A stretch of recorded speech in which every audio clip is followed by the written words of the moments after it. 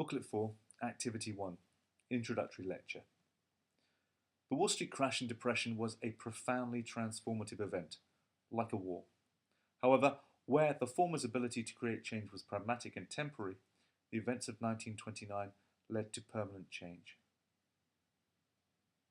It is well enough that the people of the nation do not understand our banking and monetary system, for if they did, I believe there would be a revolution before tomorrow morning. Anyone who bought stocks in mid-1929 and held on to them saw most of his or her adult life pass before getting back to even. 3 quotes there to introduce this particular task on the causes of the crash and subsequent depression in 1929. By the end of this lesson, and working through the activities that I'm going to set for you today, I would like you to be able to answer or argue and have evidence for the following 4 key questions. What were the Republican economic policies of the 1920s that in the short term fueled the boom, but in the long term were laying the seeds for the crash? Secondly, what were the specific economic policies of both these presidents during the 1920s? Thirdly, what were the problems that existed in the US economy? We already know that the boom to such an extent was superficial. So what were the problems that hid behind the veneer of the US economy? And finally, do you understand the capitalist boom and bust cycle? Fundamentally, where there is a boom, there will be a bust.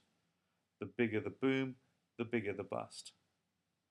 During times of boom, one should always be preparing for the bad times. But in America, the boom lasted for such a long time. Many people in the United States genuinely believed that they had conquered the boom-bust cycle. To support the work that you do on this particular activity, there are a series of extension tasks and reading materials that I would encourage you to refer back to. Task 1. Watch the film that's going to be played, and for both presidents, Harding from 1920 to 1923, and then his vice president who succeeded him upon his death, Calvin Coolidge, from 23 to 29, identified their political policies, the economic trends that went on during their presidencies, their ideas and policies. Obviously, key dates, key individuals, key pieces of law are going to be important here. Later on, there will be a timeline that I'm going to ask you to finish, so therefore, obviously, key information needs to be transferred from this task onto the later tasks. Task 2. This can be undertaken with prior knowledge that you already have, supported by the information that you're going to get from the film. Why was there an economic boom in the 1920s? Now, as I said, your prior knowledge should already help you with that. But specific information from the film needs to be added. And of course, you'll have such a massive information here that it would be very important that you manage to categorize that information, which will enable you to put that random knowledge into some kind of structure that could be transferred into an essay. As you can see, the follow-up activity here is the timeline. Please mark on that timeline the key information events according to US economic policy. As you do it, see how it ties in to the key events from the previous booklet that we've been working on. If you can see how these timelines and these themes all run in parallel, then obviously you will have deepened your understanding. Task 3. What were the problems in the US economy in 1928? Now, obviously, in doing this, you're going to have the benefit of hindsight. Now, that's one thing, obviously, the presidents, the politicians at the time in the United States did not have the benefit of, nor, of course, were they looking for any of this information. There is no precedent for what happened in 1928. And, of course, the macroeconomic policies and the micromanagement of an economy that we have today was not apparent during 1928. So what were the problems that hid behind the veneer of the US economic boom of the 1920s? What was it that becomes very apparent in 1929 that was hidden under the radar right until the very end? Again, you're going to be given lots of information here that you have to transfer into note form.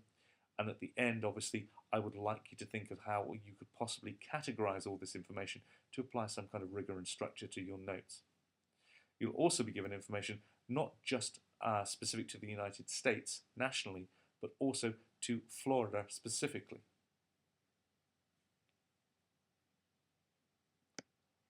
Once you've gone and identified all those particular threats that existed in the US economy, your next task is to identify and rank what you perceive to be the single biggest threats to the US economy. Now, you're provided with 5 boxes here. Of course, you can expand that if you believe that there are more. I need a brief explanation of why each of them is a threat, but obviously I would like them ranked from first to last. And moving on, we're now going to study an academic piece of writing from Niall Ferguson's book, The Ascent of Money.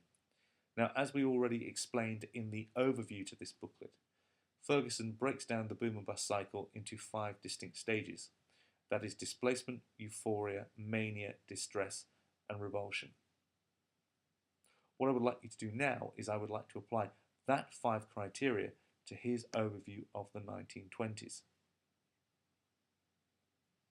You can use the descriptors up here as a key if you want, and obviously color code as you work your way through.